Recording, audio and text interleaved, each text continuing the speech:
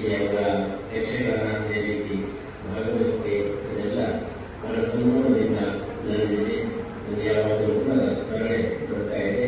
ನಾವು ಯಾವಾಗ ಕೇಶವಾನಂದ ಭಾರತಿ ಸ್ವಾಮಿಗಳನ್ನು ನೋಡ್ತಾ ಇದ್ದೀವೋ ಆವಾಗೆಲ್ಲ ನಾವು ಸಚ್ಚಿದಾನಂದ ಭಾರತಿ ಸ್ವಾಮಿಗಳು ಕೂಡ ನಮಗೆ ಅವರೆಲ್ಲ ಉಪಚಾರಗಳನ್ನು ನಿರ್ವಹಿಸ್ತಾ ಇದ್ರು.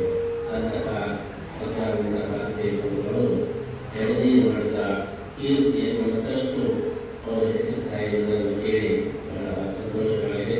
ಎಳನೀರು ಮಠ ಅದರ ಅಸ್ತಿತ್ವವನ್ನು ಸುತ್ತ ಹನ್ನೊಂದು ಧನ್ಯಮತಿಯವರು ಸ್ಥಳದಲ್ಲಿ ಒಂದು ಮಠವನ್ನು ನಿರ್ವಹಣೆ ಮಾಡುವುದಂದರೆ ಅದು ದೊಡ್ಡ ಸವಾಲು. ಅಂತಹ ಸವಾಲನ್ನು ಸಮರ್ಥವಾಗಿ ಅವರು ಎದುರಿಸಿದ ನಮ್ಮ ಶಿಷ್ಯ ಸಮೂಹಕ್ಕೆ ಅವರು ಆಶೀರ್ವಾದ ಮಾಡ್ತಾ ಇದ್ದಾರೆ.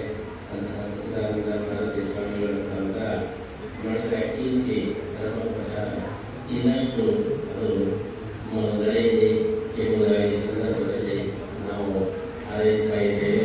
ಸಚ್ಚಿದಾನಂದ ಭಾರತಿ ಸ್ವಾಮಿಗಳು ಕೂಡ ಕೇಶವಾನಂದ ಭಾರತಿ ಸ್ವಾಮಿಗಳ ಉತ್ತರಾಧಿಕಾರಿಯಾಗಿ ಅವರು ಆತ್ಮೀಯತೆಯನ್ನು